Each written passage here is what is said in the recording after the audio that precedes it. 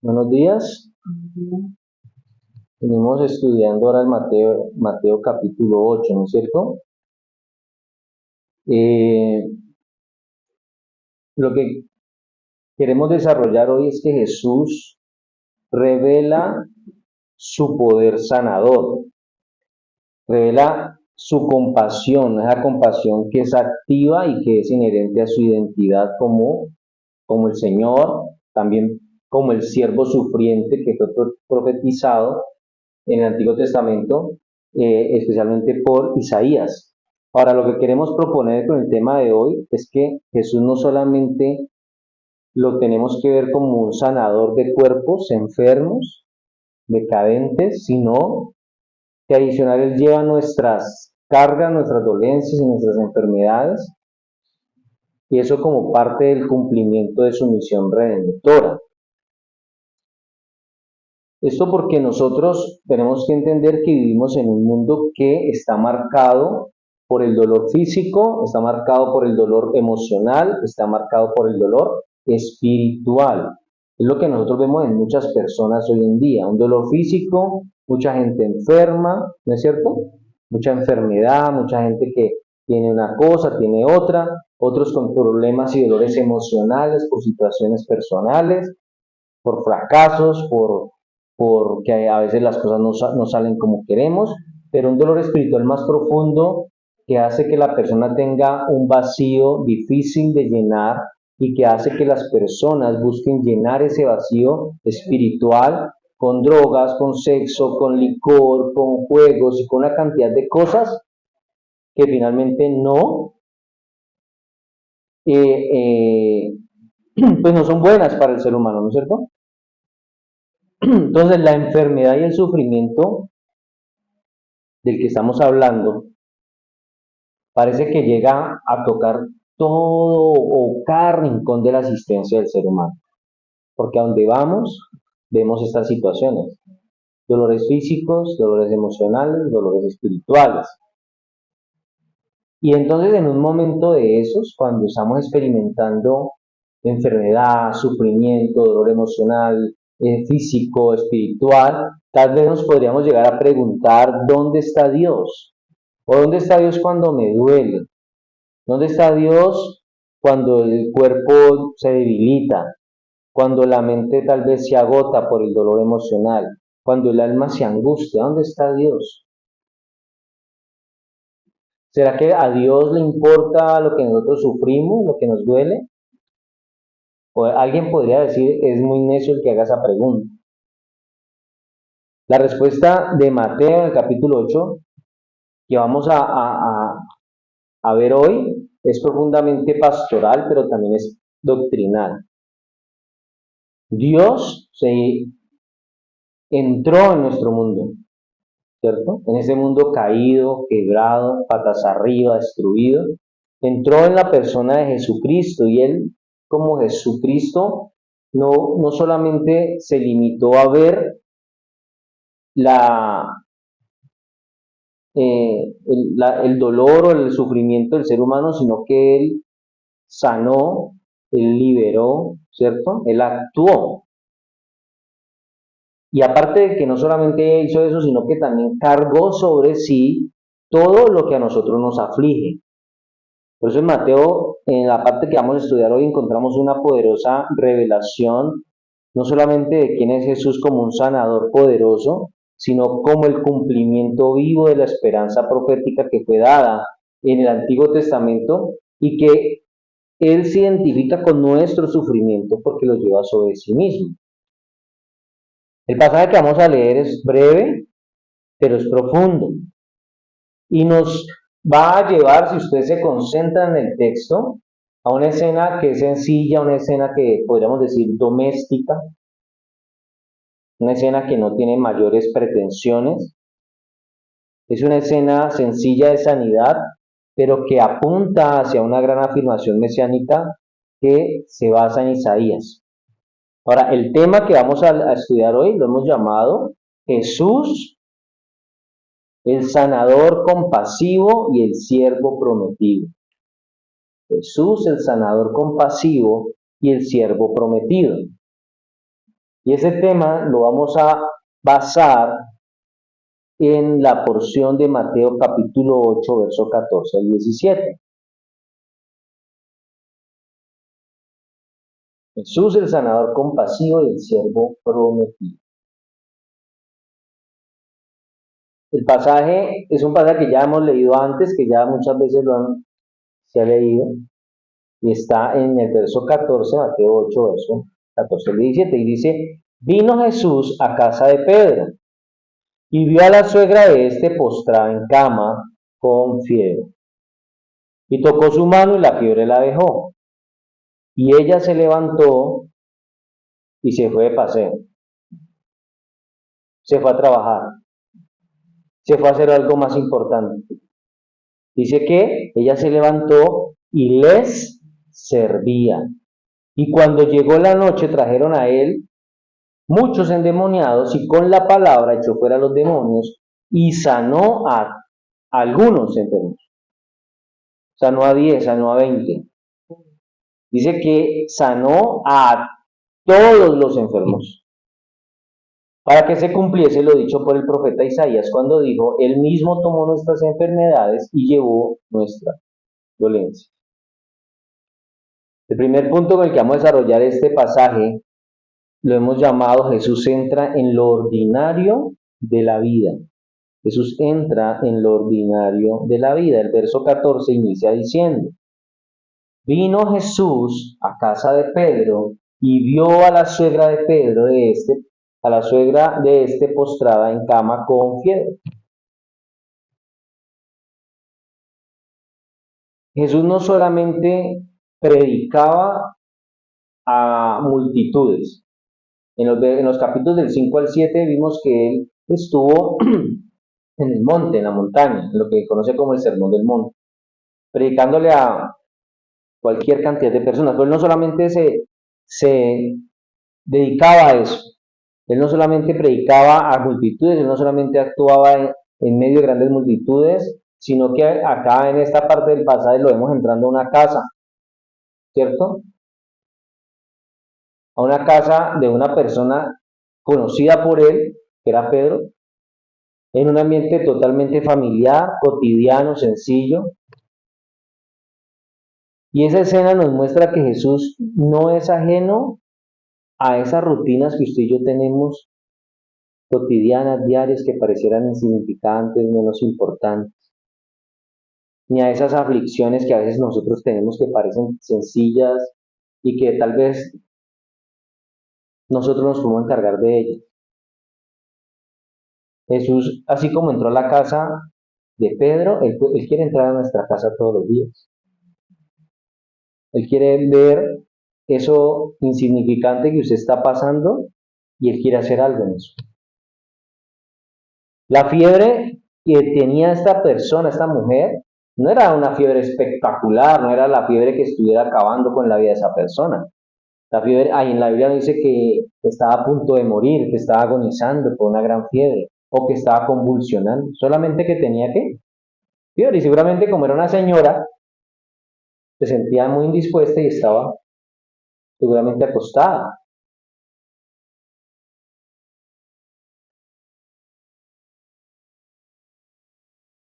Jesús no se detuvo porque él dijo, no, tranquilo que eso, denle cualquier remedio que ya se levanta. Él actuó, ¿cierto? Ningún sufrimiento humano, por insignificante o pequeño que parezca, carece de importancia para la atención del Señor. Todo, hasta lo más pequeño de nuestra vida, lo más insignificante que nosotros estemos pasando para Dios es importante. Para el Señor Jesús es importante. Por eso a veces cuando escuchamos a personas que están pasando por una situación difícil, y puede que sea muy difícil o que no sea tan difícil, pero hay personas que se les derrumba el mundo con cualquier situación. Siempre es que Dios me abandonó, es que Dios no me escucha, es que Dios no me quiere ayudar, es que Dios no... Siempre están diciendo es que Dios no está con ellos. Algo pasa en su vida para que no vean el obrar de Dios, pero Dios está con nosotros. Jesús está viendo lo que nosotros estamos pasando. Por eso la compasión de Jesús se activa en lo privado. Tal vez no se necesita un gran show, no se necesita ir a un lugar donde estén haciendo campañas de sanidad y de milagros para que el Señor actúe en nuestras vidas. Tal vez solamente es necesario con que usted anhele que Él haga algo en su casa, a solas, tal vez donde nadie lo esté viendo, y Él le dé la respuesta que usted está necesitando. No necesitamos hacer un despliegue, ¿cierto? Que nos toquen la cabeza y nos tiren al piso y empecemos a saltar y a brincar y a revolcarnos para después decir que Dios nos salvó o nos sanó. Tal vez puede ser tan sencillo el lograr del Señor que tal vez ni lo notamos. Ni damos cuenta en qué momento pasó lo que estábamos esperando que sucediera, simplemente pasó. Dice que y vio a la suegra de postrada en cama. Este hecho es lo que nos dice, y esto es como un paréntesis porque tampoco es el tema de hoy, pero establece que Pedro estaba casado porque tenía suegra.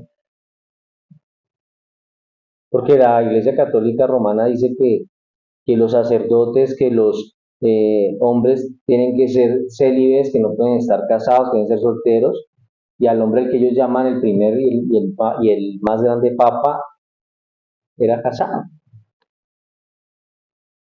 Para la historia bíblica no se va a enfocar en la vida de los apóstoles ni de los discípulos, porque la Biblia va a hablar de quién, de Cristo. Así que mayores datos de la vida de estos hombres no los vamos a tener.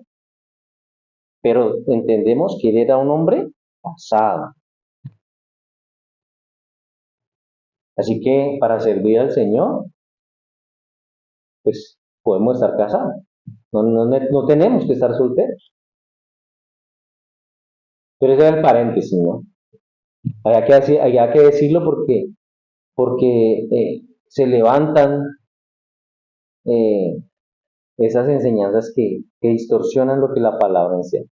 Ahora, hay áreas pequeñas de nuestra vida, muy pequeñitas, tal vez en las que usted y yo no esperamos la intervención de Dios. Pero Dios quiere entrar en esas áreas pequeñitas también. Dios no quiere solamente hacer algo que usted crea que es importante y extraordinario en algo importante o en algo que usted considere trascendental. Él quiere que usted también le dé la oportunidad de que Él obre en esas cosas chiquiticas, insignificantes, pequeñitas, que tal vez si Él hace algo usted ni cuenta se da.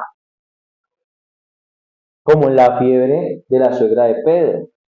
Él la vio postrada en cama, estaba indispuesta. Dice que él tocó su mano y la fiebre la dejó. El verso 15 en la primera parte. Ese es el segundo punto. Jesús toca y sana con poder inmediato. Jesús toca y sana con poder inmediato. Dice el verso. Y tocó su mano y la fiebre ¿qué? La dejó. A veces hay unos que dicen que Pedro era muy temperamental y mantenía así como que se irritaba fácilmente porque Jesús sanó a la suegra. Pero son comentarios, eso no está en la Biblia. Entonces, en un tiempo como el que estaba Jesús, pues llegar a tocar a alguien enfermo era riesgoso, porque, porque se entendía que la enfermedad era un castigo por el pecado. Entonces, si esa persona tenía esa enfermedad era porque había pecado muy mal, grandemente delante del Señor, el Señor la estaba castigando con esa enfermedad. Pero Jesús rompía con ese paradigma y él muchas veces, ¿qué hacía? Tocaba al enfermo. Ahora Jesús tocó a esta mujer seguramente con un suave toque de su mano, ¿cierto? La enfermedad de esta persona era muchísimo menos severa y grave que la del leproso que vimos hace días. ¿Se acuerdan la enfermedad del leproso? Tan grave que tenía que ir aislado, que tenía que estar alejado de las personas, que por donde él estuviera él tenía que gritar inmundo, inmundo, una enfermedad que no tenía cura y que le iba a llevar a la muerte. Así que la enfermedad que ella tenía, esa fiebre era muchísimo menos, comparada con el leproso no era nada. Jesús podía haber pasado por alto esa enfermedad, ese malestar que tenía esa señora en ese momento, pero Jesús aún así cuidó de ella. ¿Cómo cuidó de ella? Pues que Jesús la tocó para que la fiebre la dejara, porque Él se preocupa no solamente por sus problemas grandes, Él también se preocupa por sus problemas pequeños. Ese toque de Jesús allí no es un toque simbólico, es un toque que es eficaz. Ahí no hay un ritual, ahí no hay una ceremonia. Jesús no dijo tráigame aceite, por ejemplo. Él no dijo vengan todos aquí, reúnanse, vamos a hacer algo, vamos a declarar y a decretar sanidad. No, él no dijo nada de eso. La enfermedad que ella tenía entonces era algo pequeño, pero él no necesitó palabras elaboradas, él no hizo un discurso, sino que él solamente dice que le tocó la mano y la fiebre desapareció, la fiebre la dejó. Ese es un acto que revela la soberanía y la autoridad que tiene Jesús, incluso sobre una enfermedad tan leve como puede ser una fiebre. La autoridad y la soberanía de Jesús está sobre todo. Ahí el milagro que se da aquí no es en sí mismo la cura de esa fiebre, sino la forma en la que Jesús lo hace. Ese es el verdadero milagro allí. Porque lo hizo solamente con tocar. Seguramente él llegó, la miró ahí postrada y tocó la mano. Y ya, se fue la fiebre. Son esas cosas que a veces nosotros, tal vez usted ha experimentado en medio de una dificultad, de un problema, que usted lloró al Señor y de la forma más sencilla, de la forma menos pensada, de la manera que usted menos se imaginó, simplemente las cosas se arreglaron y uno dice, bueno, al final como que no era tan grave como yo creí. Al final como que era más el susto. Y el Señor es bueno, es misericordioso y lo hizo. Eso pasa porque la autoridad de Cristo es inmediata, es completa y Él no necesita esfuerzo para hacer algo. Cuando Él va a hacer algo en nosotros y para nosotros, Él no lo hace, no, espere que estoy ocupado. No, espéreme porque es que estoy en África ayudando acá. O Él no lo hace en el momento, pero lo hace por una parte. Espérese que lo voy a dejar. Esta es una sanidad que se le va a dar a usted de forma gradual, no. Él no dice, es que su enfermedad es tan difícil de curar que necesito concentrarme más para curar, no. Gracias a Dios tenemos a ese Dios que nos sana de forma inmediata, completa y sin esfuerzo. Es tal vez del único ser que usted y yo podemos recibir algo de esa forma. Porque las personas que nos rodean, tal vez nada, ni es inmediato, ni es completo y seguramente les genera demasiado esfuerzo. Por eso Jesús no solamente hace milagros, Él es la fuente de la vida y de la salud. Él no va a pedirle permiso a la enfermedad. A Él no lo vemos pidiéndole permiso a un endemoniado para liberarlo. Su palabra era suficiente para sanar, para liberar y para hacer cualquier cosa, como lo es hoy. Hoy usted y yo confiamos en la palabra que tenemos aquí escrita, que se nos ha sido entregada, y no necesitamos creer en otra palabra diferente, en una revelación distinta. Esta palabra va a ser suficiente para hacer que nuestros problemas, en su debido momento, se solucionen. Tercero, la respuesta correcta a la sanidad, servir. La respuesta correcta a la sanidad, servir. La segunda parte del verso 15 dice, y ella se levantó y les servía. La suegra de Pedro en esta parte nos muestra cuál es la respuesta adecuada cuando Dios interviene y opera en nuestras vidas. Esta respuesta que ella da es la respuesta que solamente aquellos que de verdad han sido tocados por el poder de Jesús pueden dar.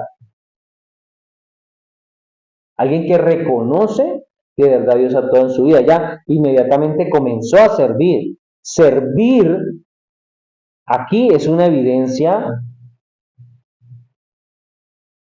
de haber sido restaurados por Jesús, ya sea una restauración física o una restauración espiritual o una restauración emocional. Por eso la suegra de Pedro se convierte en un ejemplo para nosotros de gratitud activa. Muchas personas reciben el milagro y se van.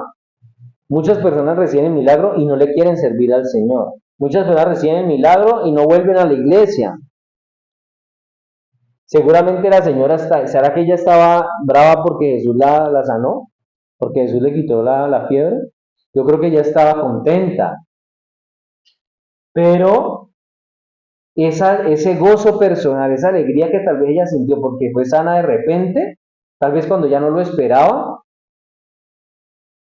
no impidió que ella se levantara y la sirviera a todos, porque ella no está, ahí el texto no dice y les servía, sino ella habla en plural, les servía, o sea, a todos los que estaban en la casa. Ella se levantó a ser para todos, para Jesús, para todos los que estaban ahí.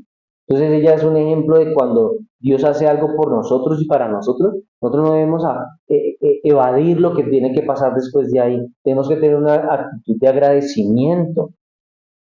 Con más ganas yo sigo trabajando para el Señor, con más ganas yo sigo haciendo cosas para el Señor.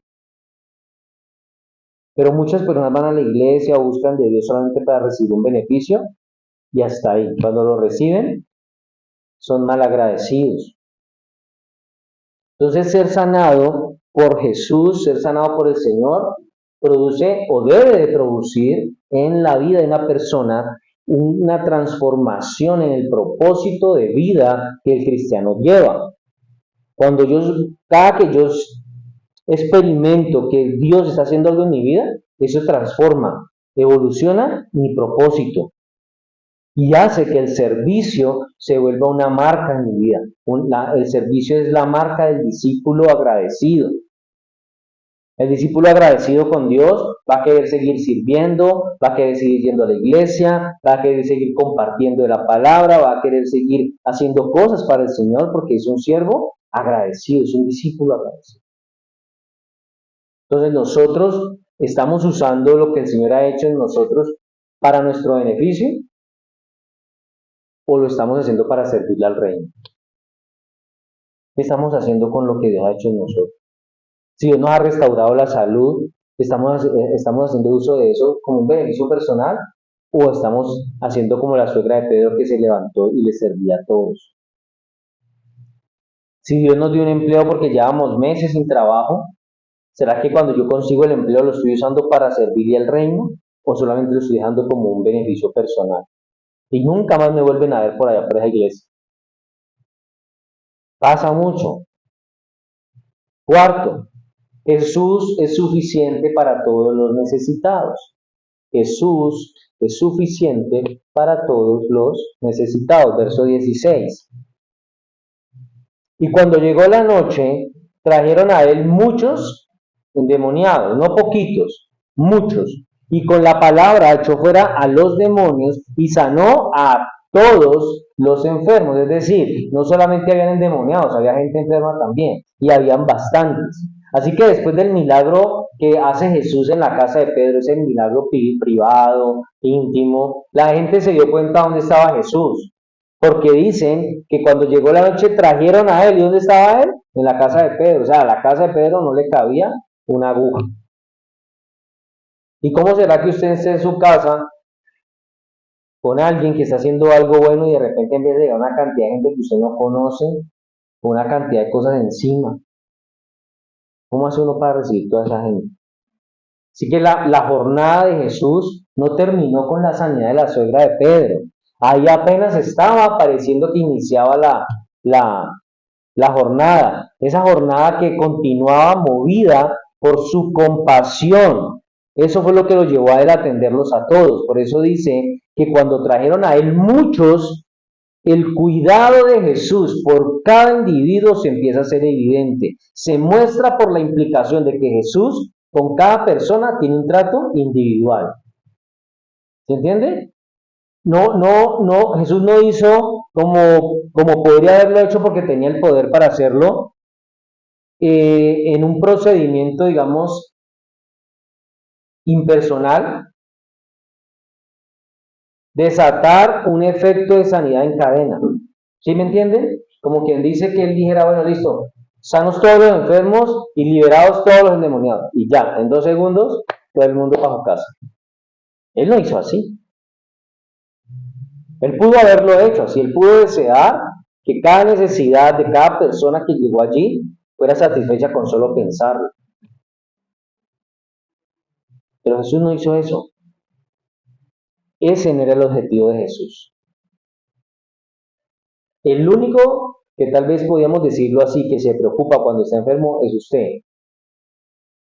Porque Jesús no solamente lo quiere sanar a usted, Él quiere establecer una relación personal con usted. La enfermedad va a ser solamente la plataforma para que esa relación se dé. La enfermedad es solamente el pretexto para que la sanidad llegue. La sanidad es el medio para que usted tenga una relación con el Señor. A veces tenemos que estar enfermos para poder establecer una relación personal con Dios. A veces tenemos que estar en la bancarrota para poder tener una relación personal con Dios. A veces tenemos que llegar tan, ¿cómo se dice? Tocar fondo y llegar a lo más bajo para poder tener una relación personal con Dios. Entonces la enfermedad es el pretexto, la sanidad es el medio para que se dé esa relación con Dios. Desafortunadamente muchas personas no lo están entendiendo así. Están enfermos, tienen problemas, tienen dificultades, pero no quieren establecer una relación con Dios. Entonces se rehúsan, ¿cierto?, a renunciar a una cantidad de cosas y a reconocer que solamente en Cristo pueden llegar a ser sanos. Y empiezan a buscar esa solución, esa respuesta, esa sanidad en otras cosas y a través de otros medios. Dice que le trajeron a él muchos endemoniados, y un comentarista, un teólogo, da 2 razones por las que en los tiempos de Judea, cuando hablan aquí en el texto, habían demasiados endemoniados, abundaban los endemoniados. Por eso dice el texto que le trajeron a él muchos endemoniados. Entonces este teólogo dice que una razón es porque el pueblo estaba tan avanzado hasta el punto más alto de la impiedad, y por eso el historiador judío Josefo dice, refiriéndose al pueblo, que no había una nación bajo el cielo más malvada que ellos. Esa es una razón. La segunda es porque estaban tan familiarizados y tan adictos a las prácticas ocultistas, que entonces ya le habían abierto puertas a los espíritus malignos para que entraran en sus vidas y estaban incluso hasta familiarizados con este tipo de espíritus. Por eso dice este teólogo que esa era una de las razones por las que también habían demasiada gente endemoniada en la época de Cristo en la que estábamos hablando. Ahora dice, y con la palabra. ¿Eso qué nos da a entender? Que la autoridad de Cristo no requiere pedir autorización o no requiere un esfuerzo físico. La palabra de Jesús es suficiente. La palabra del Señor es la única palabra que tiene poder para hacer realidad lo que no es. Desafortunadamente también tenemos que decir que en muchos círculos cristianos hacen mucho énfasis en que el creyente ha recibido cierta autoridad de parte de Dios para sanar, ¿cierto? Así que se la pasan decretando, se la pasan declarando, y esos decretos, esas declaraciones son un recurso misterio mágico maravilloso que usan en muchos lugares. Y una palabra que ya la he escuchado varias veces y la están utilizando mucho en las iglesias: el rompimiento. ¿De acuerdo? El rompimiento, este es el momento del rompimiento de no sé qué, este es el rompimiento de la pobreza, este es el rompimiento de la enfermedad, aquí llegó el rompimiento, se inventan rompimientos en todas las cosas y se desgastan la garganta declarando rompimiento de la enfermedad, rompimiento de la no sé qué, rompimiento. Y hay otra palabra que también usan mucho y es, o que hablan de una dimensión, de una nueva unción. Cuando usted escuche en un lugar que dice ser iglesia cristiana, que empiezan a hablar de rompimientos, de decretos, de declaraciones, de rompimientos, de dimensiones, de unción nueva, ahí no es. Salga corriendo, huya, porque ahí no es. Son lugares donde vacunan a la gente contra el verdadero evangelio. Son lugares donde apelan a lo emocional de las personas, y cuando llegan por lo emocional, después es casi que imposible que esa persona acepte la palabra como realmente es.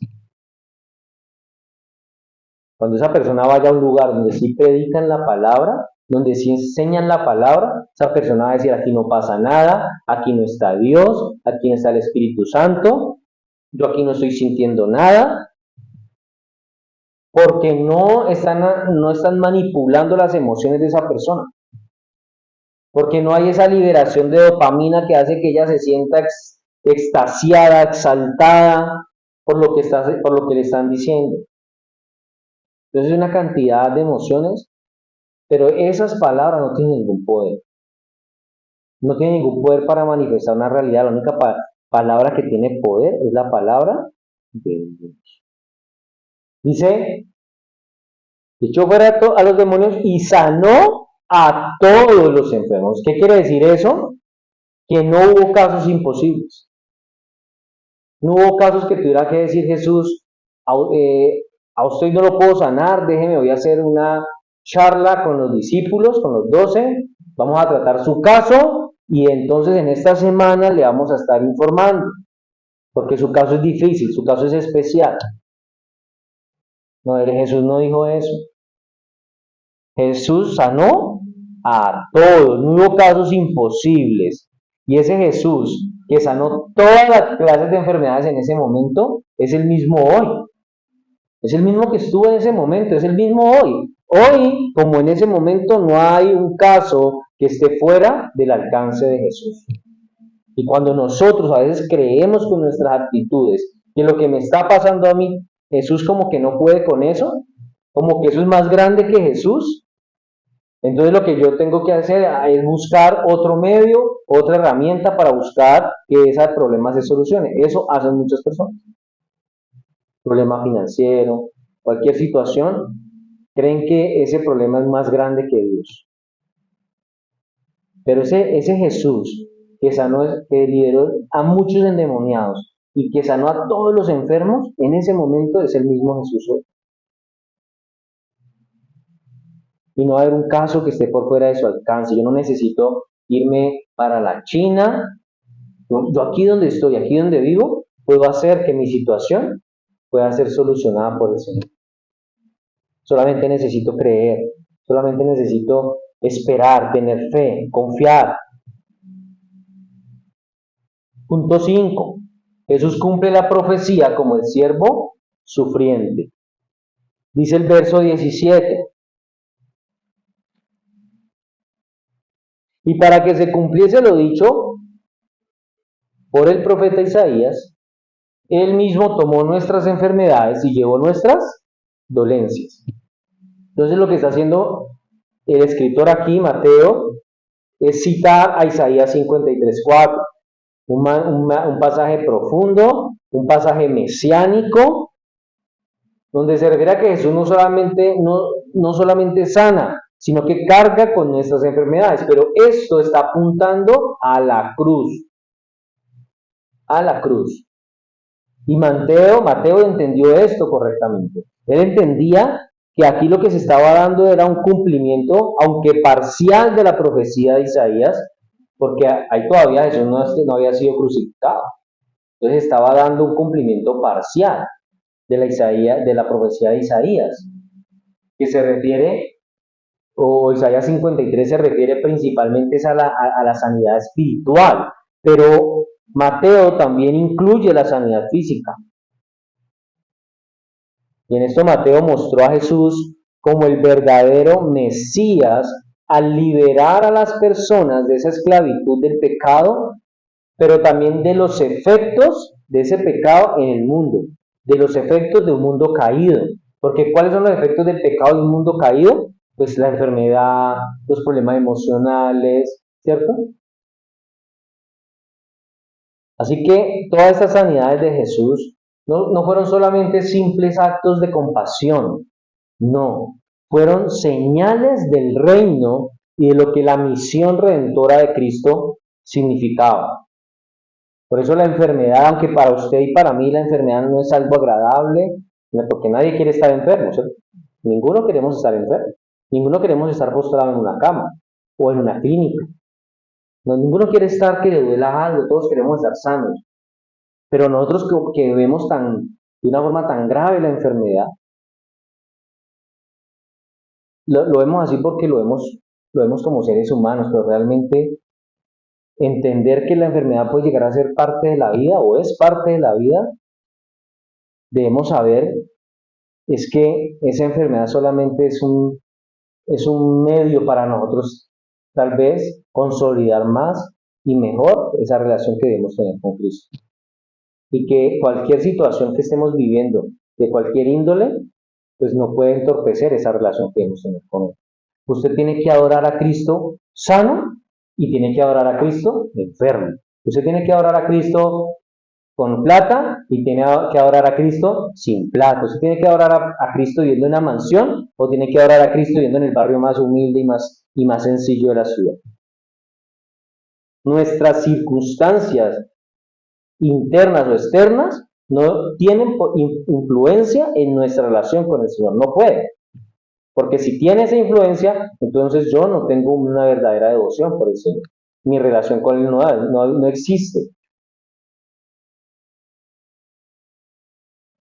Dice, Él mismo tomó nuestras enfermedades y llevó nuestras dolencias. Y esta parte del Evangelio de Mateo nos muestra 4 personas diferentes que fueron sanadas y cada una diferente de la otra. Y ese es el corazón del Evangelio. Jesús toma lo que era nuestro para darnos lo que era suyo. Él toma nuestro castigo, el castigo que nosotros solamente merecíamos y nos da el lugar que solamente él merecía. Él nos saca de la condenación a la justificación, de la muerte a la vida, de las tinieblas a la luz. Y esas 4 personas que fueron sanadas, que fueron diferentes, y las hemos estado viendo en estos días, son ese judío que no tenía ningún privilegio social ni religioso, ¿se acuerdan del leproso? No tenía ningún privilegio. El hombre que vimos hace 8 días, el centurión, que hacía parte de un imperio que tenía oprimido a Israel. Y hoy vemos una mujer relacionada con alguien cercano a Cristo. Y por último, las multitudes que no se nombran aquí porque dicen eran muchos endemoniados, muchos enfermos y no se va a detener a dar el nombre de cada uno. Son innombrados, son anónimos. Segundo, las peticiones de cada uno fueron hechas de diferente forma. El leproso, por ejemplo, da una petición directamente a Cristo, hecha desde la fe que él tenía, no poniendo en duda la capacidad de Jesús para hacerlo, sino si él tuviera la voluntad o no de hacerlo. Este centurión que hace una petición no para él, sino para otro, también hecha desde el corazón de su fe, para una persona que estaba sufriendo.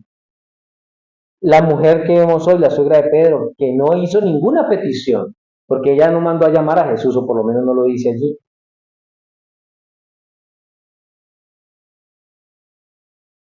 Y todos los demás sufrientes que fueron traídos a Jesús, unos endemoniados, otros enfermos con diferentes tipos de enfermedad, pero también todos con una fe inquebrantable, creyendo que iban a ser liberados o sanados. Tercero, Jesús usó diferentes métodos para sanar. Al leproso lo tocó cuando estaba prohibido tocar, ¿cierto? Con el centurión fue a distancia, con la palabra, hablada desde lejos, el criado del centurión fue sano. A la suegra de Pedro con un toque sencillo y podríamos decir incluso que hasta tierno, sin decir nada, solamente la tocó. Y con todos estos endemoniados y enfermos, Jesús pudo haber utilizado cualquier cantidad de métodos que tampoco se nombran en esta parte del pasaje, pero que de una forma u otra entendemos que fueron eficaces. De todo esto, nosotros podemos entender que la sanación, que la sanidad que viene de parte de Dios, esa sanidad física, es un área en la que Dios está mostrando especialmente su soberanía. Es decir, Él quiere obrar en nuestro cuerpo, Él quiere obrar en nuestra salud, Él quiere que seamos sanos. Y Él va a hacer las cosas que Él crea que tenga que hacer como Él quiera hacerlas en nuestro cuerpo. No necesariamente como usted y yo lo esperamos. Por eso algunas personas dicen, pero ¿hasta cuándo voy a seguir sufriendo con esta enfermedad? ¿Hasta cuándo voy a tener que seguir padeciendo esto? ¿Hasta cuándo tengo que seguir yendo al médico y seguir en tratamientos? ¿Hasta cuándo? Y otros dicen, no, yo me sané de repente, cuando ya estaba desahuciado, fui a un examen de rutina y que no, que estaba bien, que no tenía nada, que yo que estaba haciendo por allá. Hay diferentes formas, ¿cierto? Porque Dios actúa en nosotros como Él quiere. En conclusión, Jesús hoy sigue siendo el mismo de la época cuando sanó a la suegra de Pedro. Él sigue siendo poderoso hoy para sanar. Él sigue siendo hoy compasivo para tocarnos. Él sigue siendo hoy atento a cada necesidad que usted y yo tengamos, por pequeñita que sea. Pero mucho más que eso, el cumplimiento, Él es el cumplimiento de todas las promesas de Dios. Él no vino solamente a aliviar síntomas, a quitar fiebres, a sacar demonios, a parar paralíticos. No, Él vino a llevar el peso total del pecado nuestro y de nuestro sufrimiento sobre sí mismo. A eso fue que vino Jesús. Algunos pensarán que Jesús vino para que le diera casa, carro y beca. Algunos piensan que Jesús vino fue para que nosotros fuéramos prósperos. Algunos dicen que es que el cristiano tiene que vivir en opulencia, porque por eso somos cristianos. Pero es que Jesús no vino para eso. Jesús no vino para darnos casa, carro y beca. Él vino para llevar el pecado y el sufrimiento nuestro sobre sí mismo. Entonces, si usted está enfermo hoy, usted tiene una dolencia física hoy, usted tiene un dolor emocional hoy, usted tiene un dolor espiritual hoy, llévele ese dolor a Cristo. Lo más seguro es que Él se va a compadecer y lo más seguro es que Él va a tener la capacidad de sanar ese dolor. ¿Usted en algún momento ha sido tocado por el Señor? Dios ha hecho algo en su vida, entonces haga como la suegra de Pedro. Levántese, sirva, sea congruente con lo que usted ha aprendido, sea un discípulo agradecido. Usted ve multitudes alrededor, usted ve cantidad de personas enfermas, personas que están sufriendo porque no tienen trabajo, porque no tienen dinero, porque están pasando por dificultades de todo tipo.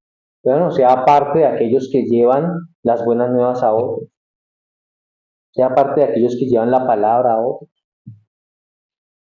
O ustedes de esas personas que solamente están esperando y están confiando en algo palpable, un milagro visible. El milagro, ese palpable, ese visible, se hizo hace más de 2000 años. Se hizo en una cruz. Ese día Jesús cargó con la mayor enfermedad que usted tenía y que yo tenía, el pecado, lo que nos hacía culpables de juicio. Después de ese día, en la cruz, de ahí para acá, cualquier cosa, vea, cualquier cosa, por más pequeñita que sea que Dios nos dé, tendríamos que darnos por bien servidos. Es más, nosotros no necesitamos que Dios nos dé nada más. Es más, podríamos estar viviendo en la calle, sin un centavo, saben, con la certeza que somos salvos, y eso tiene que ser suficiente para nosotros. Vamos a orar.